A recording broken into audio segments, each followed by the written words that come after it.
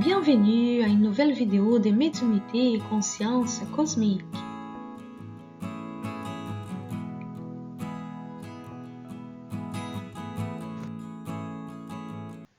Quand nous regardons les étoiles, nous pouvons juste les regarder comme partie de la décoration nocturne. Ou nous pouvons nous demander si, comme sur la Terre, la vie existe dans tous ces petits points éloignés de nous. Si ces mondes sont aussi habités, est-ce que ces habitants regardent aussi les étoiles en se posant la même question? Est-ce qu'il y a des êtres extraterrestres qui savent que nous vivons ici sur la Terre et qui nous observent? Si oui, pourquoi ils ne nous contactent pas? Ou est-ce qu'ils nous ont déjà contactés, même si pas ouvertement? Depuis les dernières années, il semble de plus en plus impossible de croire que nous sommes seuls dans l'univers et que des civilisations extraterrestres ne sont pas déjà très proches de nous. Jusqu'à nos jours, aucun gouvernement n'a adopté des mesures préventives officielles à propos de comment nous devrions réagir suite à l'arrivée d'extraterrestres. Si ces mesures existent, elles ne sont pas publiques. En fait, nos gouvernements hésitent encore à admettre l'existence des civilisations extraterrestres. Il existe un bureau à l'ONU en lien avec les questions de l'espace. Mais lorsque questionnés à propos des mesures préventives pour ce type de contacts, ils répondent que leur travail n'inclut aucune relation avec des extraterrestres. Est-ce que nous serions alors complètement sans préparation advenant un contact ouvert? Il semblerait que oui, complètement. Comment est-ce possible que nous n'avons aucune préparation à ce sujet, mais que nous avons des études très complexes à propos de la colonisation de la Lune et de la planète Mars? Il serait logique de supposer que l'exploration de l'espace comprenne aussi la préparation pour un contact avec d'autres civilisations, à moins que ces contacts existent déjà et qu'ils n'aient pas divulgué. Et si les humains sont prêts à penser de vivre sur la Lune ou sur Mars, pourquoi est-ce que l'idée des civilisations extraterrestres est encore vue comme de la fantaisie et que ceux qui y croient sont ridiculisés? Il devrait être normal et respecté de supposer l'existence d'autres formes de vie dans l'univers. L'humanité continue à envoyer des messages dans l'espace à propos de notre planète et de notre civilisation, comme si nous n'avions vraiment aucun contact et aucune idée si des extraterrestres existent. Toutefois, les nombreuses observations d'objets volants non identifiés partout au monde nous démontrent le contraire. Est-ce que des extraterrestres seraient en train de nous observer? Si oui, depuis quand? On peut se demander si des extraterrestres auraient envie de nous contacter, même s'ils sont au courant de notre existence. S'il s'agit de civilisations intelligentes et évoluées, quel intérêt pourrait-elle avoir de contacter une civilisation où prédominent encore les inégalités, la discrimination, la violence, la guerre, le non-respect pour les autres espèces vivantes sur la Terre, la corruption et le manque de scrupules, entre autres choses? Stephen Hawking a dit que si les extraterrestres arrivent sur la Terre maintenant, ce serait comme à l'époque de Christophe Colomb lorsqu'il a découvert l'Amérique. Sauf que nous serions les Indiens, vu leur supériorité en termes de technologie et connaissances. Ces civilisations pourraient aussi considérer qu'en nous contactant ouvertement, ceci pourrait occasionner une séquence d'événements graves sur la Terre, à cause de la panique due à notre manque de préparation à ces faits. Est-ce que les événements où des personnes voient des objets volants non identifiés et certaines ont des contacts plus profonds pourraient être une façon qu'ils ont choisi de nous préparer graduellement à ces contacts? Est-ce possible qu'ils soient déjà en contact avec les gouvernements de la Terre? Et aussi, si ces contacts existent, quelle influence ont ces êtres sur ce qui se passe sur la Terre y ont-ils notre bien-être à cœur ou plutôt leurs propres intérêts?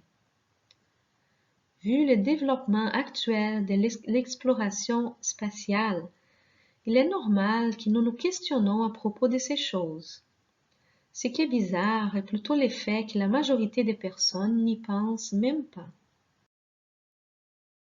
Pourquoi est-ce que la majorité des personnes ne veut pas penser à la possible et probable existence des extraterrestres? Est-ce qu'on a peur ou est-ce que cette réalité pourrait nous obliger à faire face à des choses auxquelles nous préférons ne pas y penser? Ou ce sont plutôt nos gouvernements qui ont peur que la population apprenne qu'il y a d'autres façons de vivre que celles présentes sur la Terre? Est-ce qu'un contact extraterrestre pourrait nous démontrer que nous pouvons tous vivre bien, en paix, sans que rien ne manque à personne, sans être malade, ayant accès à toutes les connaissances et en étant maîtres de nos destinées? Si oui, nous aurions bien de la difficulté à accepter notre mode de vie suite à un contact. Le cinéma a fait quelques films où le résultat du contact extraterrestre est plutôt positif. Aussi, des séries comme Star Trek explorent aussi ce qui serait notre vie comme membre d'une communauté cosmique, avec des circonstances parfois difficiles, mais vivant une très grande évolution, non seulement sur le plan technologique, mais aussi sur le plan moral et éthique, conséquence naturelle de notre ouverture à l'univers. Mais une quantité importante de films et séries présentent plutôt des situations très violentes et épeurantes, où des extraterrestres veulent envahir la Terre et détruire ou faire des humains leurs esclaves, ce qui contribue à alimenter la peur de leur existence et la fermeture face à cette réalité. Certaines personnes sont ouvertes à l'idée de leur existence, mais les voient comme des sauveurs, comme les civilisations primitives voyaient les dieux qui venaient du ciel, qui étaient probablement des extraterrestres. Si nous observons déjà sans intervenir ouvertement dans notre vie, il est fort probable qu'ils ne veulent pas être perçus comme des sauveurs, mais plutôt comme des êtres de l'univers au même titre que nous-mêmes. Une chose est certaine, l'humanité en général est encore très immature envers la possibilité d'un contact, même si plusieurs humains seraient probablement prêts à ceci. Selon des indices trouvés dans toutes les civilisations de la planète depuis la préhistoire et de plus en plus de nos jours, les extraterrestres nous observent déjà depuis longtemps et ont interagi ouvertement avec plusieurs civilisations au cours de notre histoire. Si nous essayons de penser de façon logique, si leur but était de nous envahir, de nous tuer ou de nous transformer en esclaves, ils auraient pu avoir fait ceci depuis très longtemps. La science officielle nie ces faits, mais plusieurs civilisations ont laissé des preuves qui témoignent de l'aide qu'ils ont reçue de leur part. Ceci indique qu'ils accompagnent notre évolution et surveillent nos besoins. Ce qui ne veut sûrement pas dire que tous les extraterrestres ont de bonnes intentions, comme témoignent certaines personnes qui ont souffert des abductions violentes.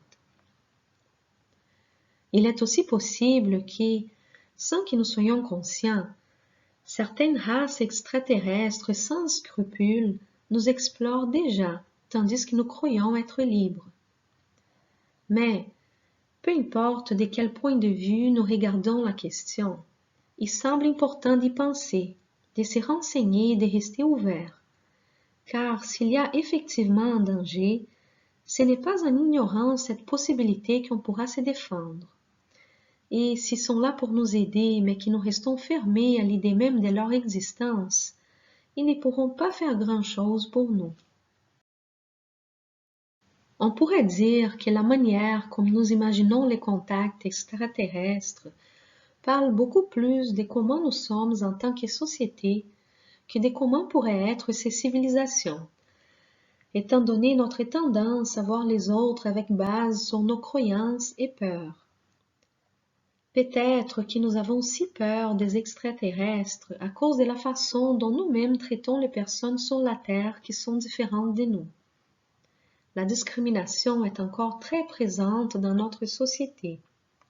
Par exemple, envers les peuples amérindiens, les personnes des couleurs, religions, orientations sexuelles et classes sociales différentes, entre autres. Nous avons besoin d'apprendre à accepter et apprécier les différences. Autrement, comment allons-nous réagir face à des extraterrestres qui peuvent être très différents de la forme humaine que nous connaissons? Nous devons arrêter de regarder les autres comme un miroir de nous-mêmes et de projeter notre côté sombre sur eux. Nous réussirons à faire ceci en développant l'autoconnaissance. C'est seulement ainsi que nous allons acquérir maturité suffisante pour rencontrer un jour les autres habitants de l'univers. Malgré les peu d'ouverture des gouvernements à admettre la réalité extraterrestre, plusieurs personnes, dont des personnalités connues et respectées, comme des astronautes et anciens membres des gouvernements de la Terre, affirment leur existence. Et le fait que ces contacts a déjà eu lieu avec plusieurs gouvernements depuis au moins la fin de la Deuxième Guerre mondiale. Si ceci est vrai, pourquoi on voudrait nous garder ignorants de la réalité?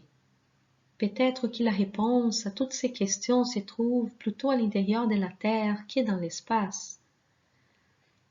Les milliers d'indices de la présence extraterrestre sur la Terre depuis des millénaires et la technologie actuelle sur la Terre qui semble se développer un peu trop vite comparée à la profondeur des recherches scientifiques pourraient être des indices de ces contacts. Peut-être que la question du contact se trouve aussi dans notre intérieur et ne dépend pas de l'admission des gouvernements à propos de ces faits. Si nous sommes des habitants de l'univers, cette réalité est bien ancrée en nous-mêmes. Mais nous vivons tellement distraits de tout ce qui concerne notre être que nous avons coupé les contacts avec qui nous sommes. Et si nous cherchions plutôt à transformer nous-mêmes au lieu de toujours se concentrer sur ce qui est extérieur? Si nous travaillons sur nos difficultés, si nous essayons de comprendre nos peurs et de guérir de nos traumas, si nous apprenons à écouter notre intuition et à nous connecter avec notre être, avec notre planète et avec ses habitants avec amour dans les cœurs, peut-être que ceci pourrait faire la différence. Si nous étions capables de faire ceci, la rencontre avec des êtres extraterrestres serait une conséquence naturelle de cette évolution individuelle et collective. De ce que nous savons aujourd'hui, même si pas encore accepté par la science officielle, les contacts extraterrestres ont déjà lieu de trois façons: les abductions, les contacts et des communications par voie médiumnique. Il y a beaucoup d'études faites sur des cas d'abduction avec l'utilisation de l'hypnose. On a remarqué l'expansion de la conscience des personnes qui ont passé par cette expérience, avec une importante modification de leur façon de voir le monde, malgré que plusieurs ont souffert des traumas. Ces personnes décrivent aussi différents types d'extraterrestres. Plusieurs théories existent à propos de l'objectif de ces abductions. La création d'une race hybride entre les humains et les extraterrestres, l'éducation des humains pour qu'ils puissent devenir des citoyens du cosmos, l'expansion de la conscience pour sauver la planète Terre, ou juste la recherche à propos de notre espèce. Ces abductions se passent majoritairement la nuit, et elles ne sont pas toujours physiques. Elles peuvent aussi avoir lieu juste avec notre corps astral. Les cas de contact touchent tout type de personnes partout sur la planète. Et il y a plusieurs souvenirs des passages par des portaux qui amènent à une autre dimension, à une autre planète ou encore à un autre lieu sur la Terre. Plusieurs types de contacts existent aussi, qui vont de la simple observation d'objets volants non identifiés à des échanges avec des êtres extraterrestres à l'intérieur de leur vaisseau. Lors de ces contacts, ces êtres ont transmis des informations à propos de la raison de leur présence sur la Terre, des réflexions sur les problèmes de l'humanité terrestre, la promotion d'un sentiment d'unité avec l'univers, la suggestion de manières d'agir plus éthiques et des recherches en lien avec des sujets philosophiques et spirituels, un sentiment d'urgence pour que nous modifions notre façon de penser et d'agir pour être en harmonie avec les lois de la conscience cosmique et ainsi éviter notre destruction et celle de notre planète. Et aussi des informations à propos des races extraterrestres moins évoluées qui ont une influence sur la vie sur notre planète. Ces êtres expliquent aussi qu'ils veulent nous aider, mais qui doivent respecter notre libre arbitre, raison pour laquelle ils n'interviennent pas directement sur notre planète.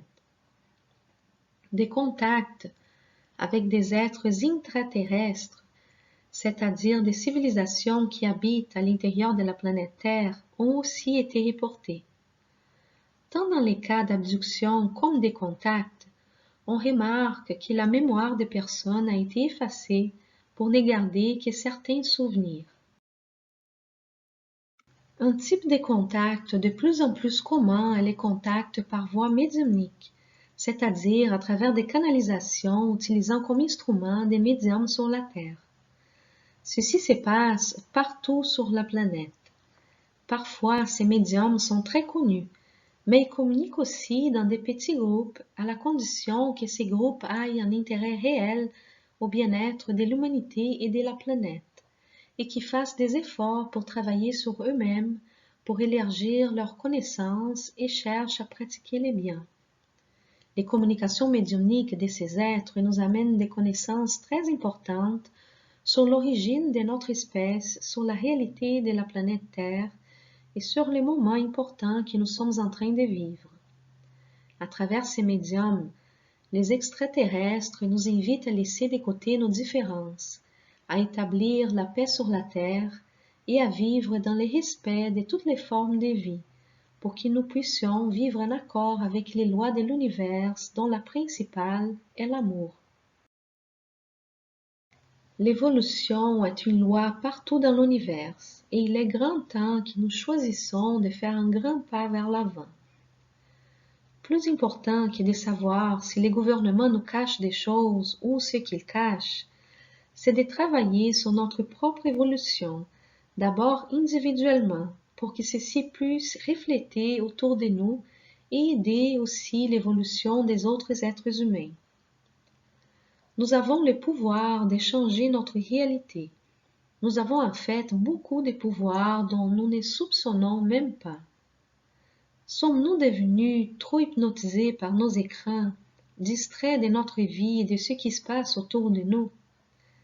Il est temps de nous réveiller, car la vie autour de nous ne s'arrête pas et nous pouvons très bien manquer le bateau, qui ne passera à nouveau que dans des milliers ou des milliards d'années. Il est certain que la Terre va suivre son évolution naturelle, mais seulement ceux qui sont disposés à suivre cette évolution pourront l'accompagner.